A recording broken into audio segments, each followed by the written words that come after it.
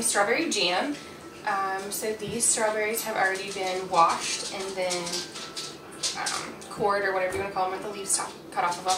So to make a whole recipe, I follow the recipe in the Ball canning guide, which I'll show you in a second. But we need 2 quarts of strawberries, and then you just smash them up. So I dump them onto a baking sheet and take a potato smasher and smash them up.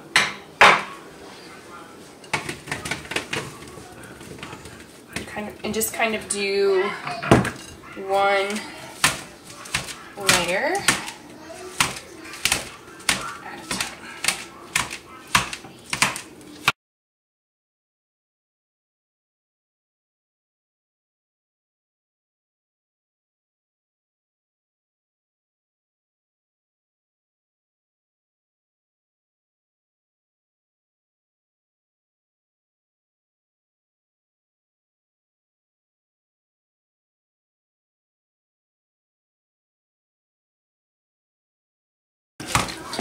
Now, did these strawberries come from your strawberry patch? Yes, they did.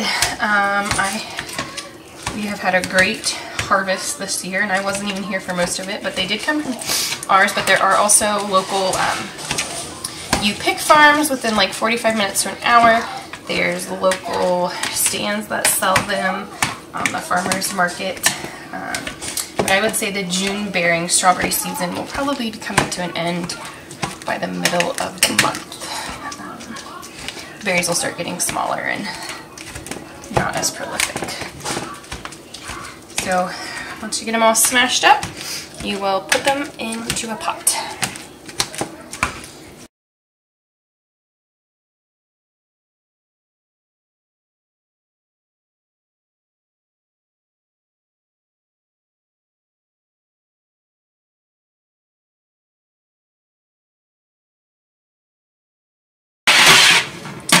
Once your strawberries are smashed and you have them in a pot, you will add a little bit of water and some pectin, which I'll get those measurements in a second, and you will bring it to a boil. So I'm going to go ahead and get the strawberries started, and then I'll get the other stuff measured out.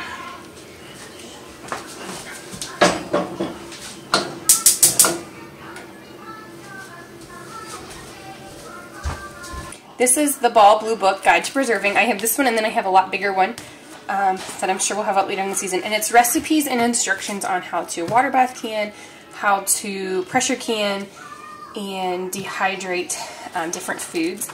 So we're making strawberry jam today, which is in the water bath section. So this is the recipe that we're following. 2 quarts of strawberries, 6 tablespoons of pectin, 1/4 cup of lemon juice, and 7 cups of sugar. I have the strawberries on the stove in a stock pot, just heating up, and I'm going to add 6 tablespoons of pectin.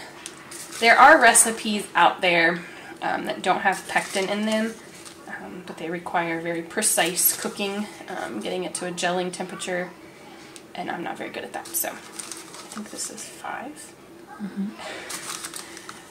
And 6.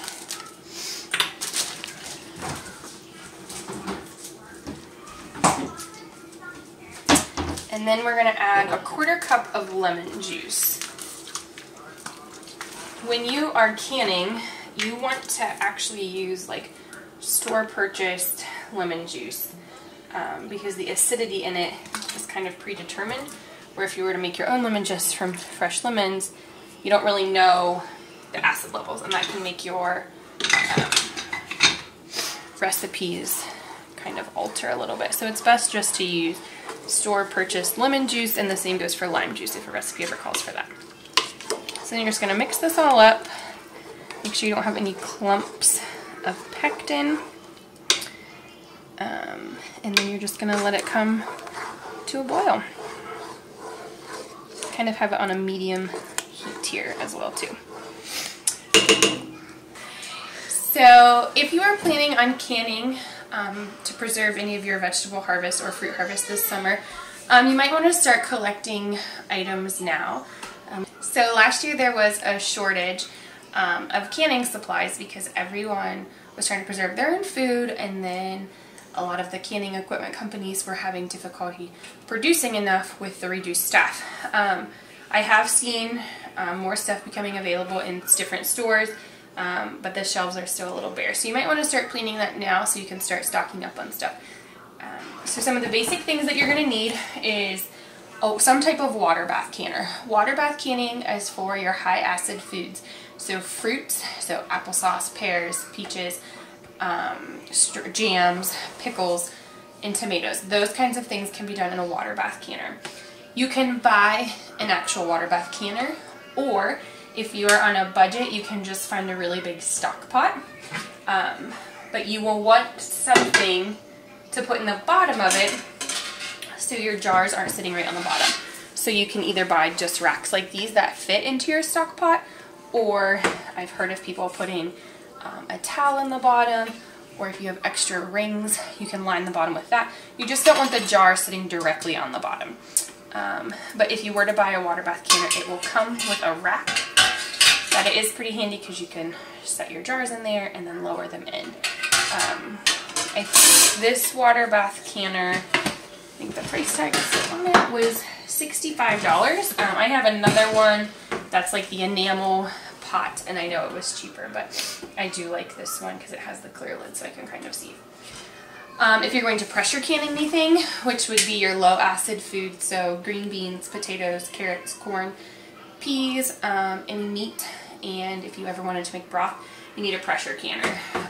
So there are a ton of different brands out there, Presto, Miro, All American, and they range in price from $90 to $500.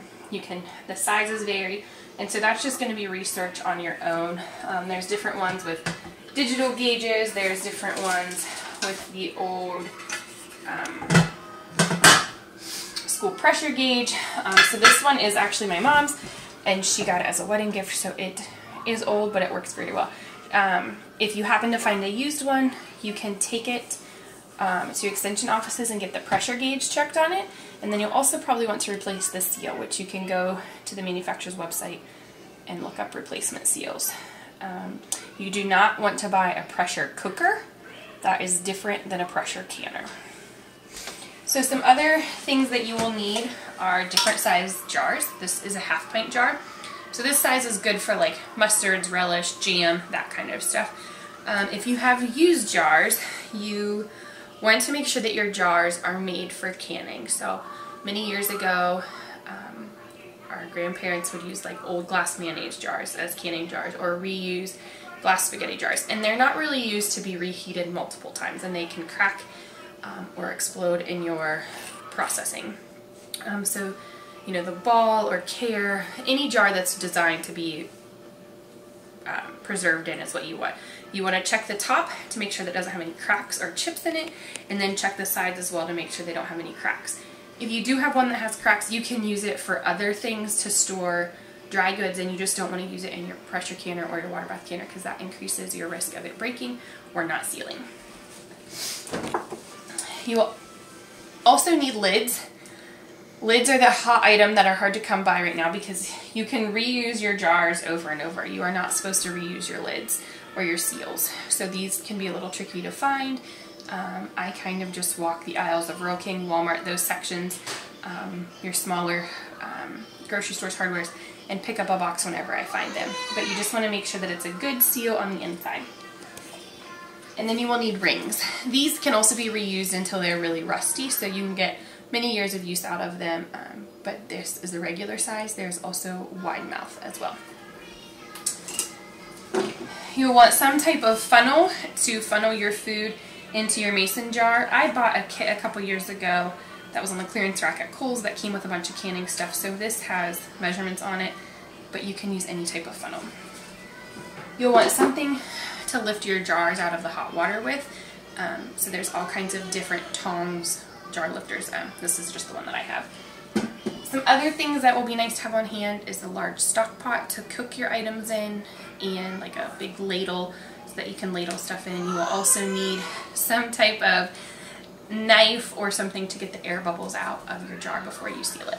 But those are the basic things. As you get into canning a little more, there's some things that can help speed up your process, but you can start looking for your jars at Goodwill, thrift stores, yard sales. Ask your neighbors if they have any they don't need.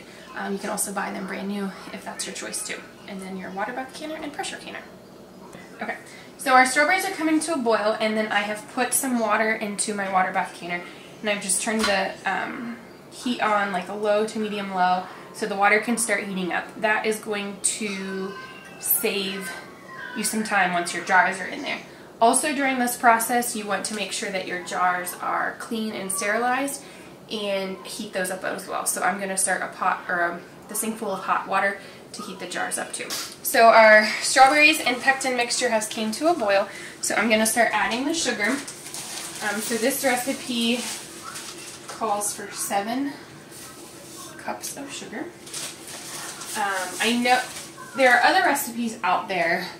If you are canning it, you want to make sure that you're following a tested recipe. They also have recipes for freezer jam, which tastes just as good, but I like to can it because that doesn't take up my freezer space, and our freezers are always full of meat, so I just like to can it. There are also recipes probably with less sugar. So you're going to mix this in and bring it back to a boil.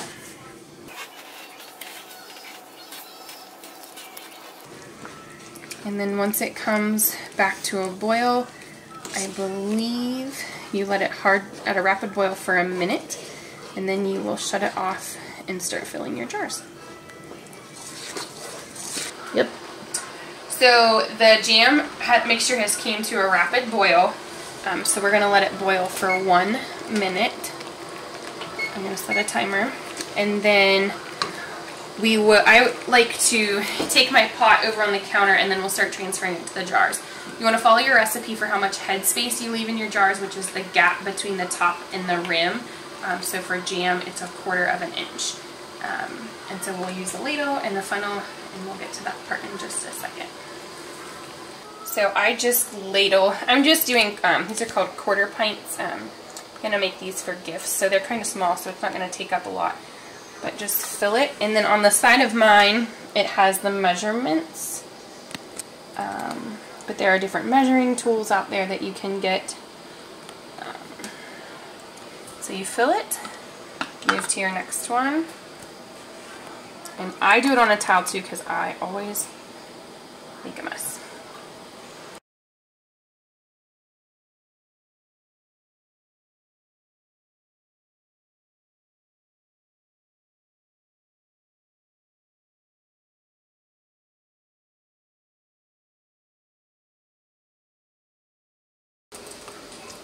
So once your jars are all full, they have different tools out there, but I just take a butter knife and kind of go around the outside, make sure you get all the air bubbles out. And then once you have this process done, you're going to wipe the rim off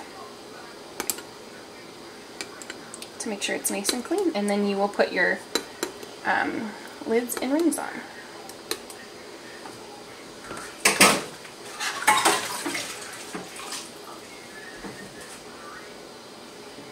You want to make sure the rims are really clean so that you get a good seal, and all of your jars seal so that you're not wasting your product. If you have a jar that doesn't seal, you can just put that one in the fridge and start using it right away. Or if you're canning a bunch of stuff, you can retry. So then you take your lids, put those on, take your ring, and you just want it finger tight. You don't want to over tighten, because then it will cause it to kind of buckle.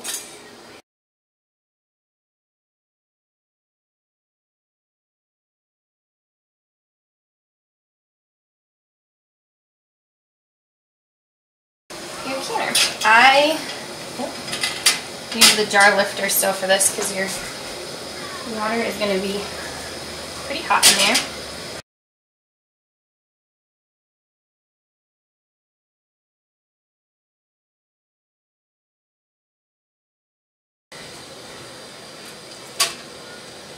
And it's okay if they touch too. There doesn't have to be a gap.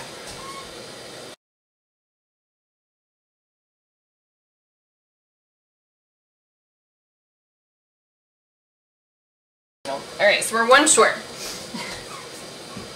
Alright, and then you're going to lower it down in. And you want to make sure that there's enough water in there to cover at least a ½ inch of the jar. And then I add a splash of white vinegar, and that just keeps it from kind of getting like a chalky residue on it. So once you add that in, you put your lid on and you bring it to a boil. And once it's boiling, that's when you start timing it. And for the jam and the recipe that I'm using, it's 10 minutes. So we just sit and wait. So after 10 minutes of boiling them in the processor, you're going to shut your heat off and you're going to set a timer for 5 minutes and kind of let everything cool down. Once your timer has went off that it's been 5 minutes, you're going to take your lid off. And then you're going to get some hot pads and raise your jars, raise the jars up out of there.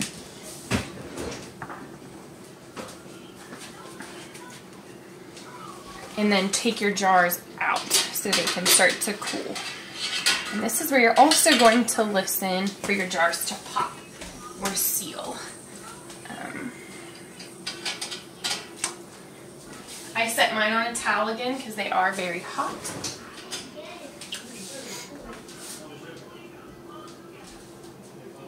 And then you're going to want to sit your jars on your counter for 24 hours. You don't want to take the rings off of them yet. You don't really want to mess with them. You just want to let them sit for 24 hours. After 24 hours, you can take your rings off. You can write on the top of them what the contents are, and then you can put them into storage. If any of them did not seal, you can put them in the fridge and just start eating it. So to tell if they have sealed, you'll hear them pop, and then you'll also notice that they're nice and flat and they don't have, there's a pop, that little like button on them that you can push up and down.